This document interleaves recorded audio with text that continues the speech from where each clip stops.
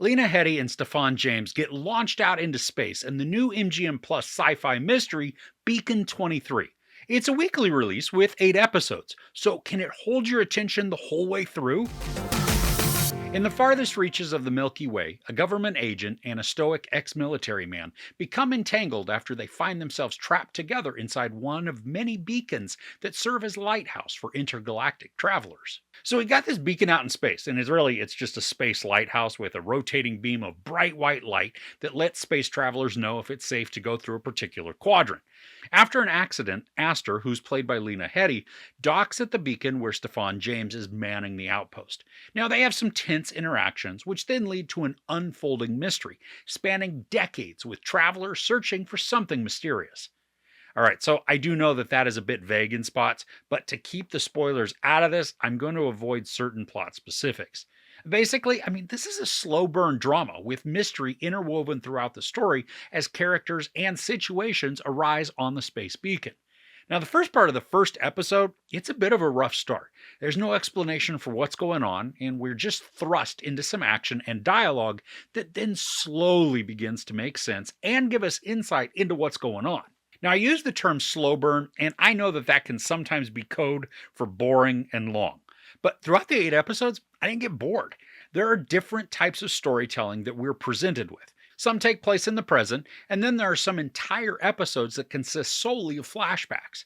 Now, this can make it seem, and even feel, like the presentation is choppy and disjointed, especially with a weekly episodic delivery, but all the elements do tie in and make sense in the grand scheme of the narrative. Now, aside from James and Heady, there are also some great, if not quirky and enthralling appearances from actors like Stephen Root, Jess Salgueiro, Eric Lange, Barbara Hershey, Marc Menchaca, and a particularly good performance from Natasha Mumba. More often than not, the cast in each episode is sparse, allowing the drama to be driven by smart dialogue and mysterious actions.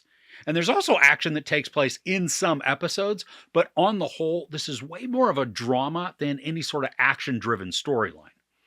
And because this takes place in space, there are a number of shots that showcase ships flying about or debris floating by, even some anomalies that are odd and mesmerizing. And almost all of the special effects look good, especially for a series. There weren't any areas where I was rolling my eyes at terrible CGI or just laughing at unconvincing effects. The visuals are beautiful, especially when we're shown the immensity of space, and then that helps to reinforce the lonely and isolated feeling many of the characters experience. Now, for the mystery angle of this story, it's interwoven throughout, with a few different angles and side stories. Now, one of them is pretty predictable, and even though I think it's meant to be a large reveal, if you guess it, which you probably will, it doesn't ruin the thrill of the intrigue or how the rest of the arc plays out. Now, I think one of the strongest elements within the story is the dynamic that we watch grow between Heady and James. Their relationship, it isn't clear-cut or simple, and it's often tumultuous, thanks especially to a complication with James's character.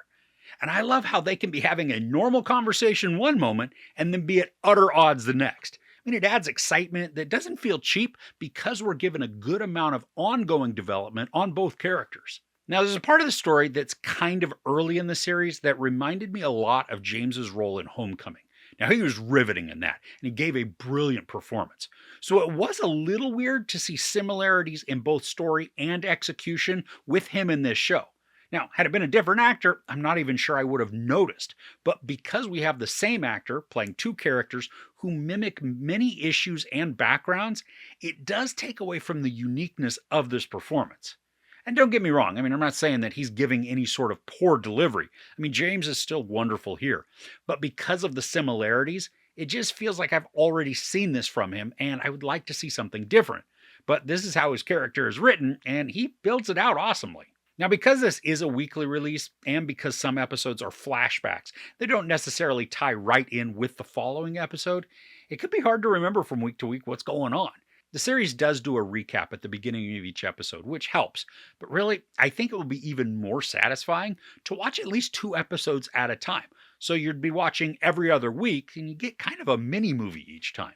Now, the episodes are about 45, 50-ish minutes, and they take advantage of that time to create complexities within the narrative. But it still could be a little tough to remember each week what happened previously. That's really, I guess, up to personal preference, though, on how you want to tackle this. Now, I enjoyed the building momentum of the series. As each episode got us closer to the finale, there was more and more tension that's added, especially as the elements from the flashbacks begin to connect for us in the present. There are a few scenes that create a lot of urgency where time becomes an issue, and that anxiety and pressure double down on each other to create very stressful and engaging sequences. Now, for me, the largest shortcoming from this series is the finale. Right as we are about to get some solid answers as to what the heck's been going on, the screen goes black. Now, I'm all for cliffhangers, and I love the suspense that creates, but in today's uncertain streaming climate, we can never be sure the series is going to come back to answer any of the questions that it raised. Thankfully, it has been reported that a season 2 has already been greenlit. So, for as much as I didn't like getting to the end only to be frustrated without a reveal, I can rest in the fact that I can tune in when season 2 comes out and then hopefully get a bunch of answers. Because of this, I can absolutely recommend diving headlong into the show because it's immersive, engaging, full of questions and intrigue, and then features many wonderfully captivating performances. So overall, Beacon 23 interweaves absorbing and rich characters with a well-paced mystery to craft an intriguing sci-fi narrative that bursts with intensity. The scheming and uncertainty of personas make for complex interactions, leading to exchanges that could be heartwarming or deadly. The special effects, combined with the minimalistic setting, help to reinforce the lonely isolation of the beacon, pushing the players to the limits of their sanity, helped along by mysterious elements that threaten reality. While the show is slower in its storytelling, each episode layers on the complications, culminating in an urgent and tense finale that's only hampered by its lack of answers. There's no sex or nudity, a lot of profanity, and some violence. I gave Beacon 23 4 out of 5 couches. So it's been a while since I've seen a sci-fi series that I had a lot of fun with and one that created such a compelling mystery. Have you seen any good sci-fis lately? I'd love to hear about them in the comments below.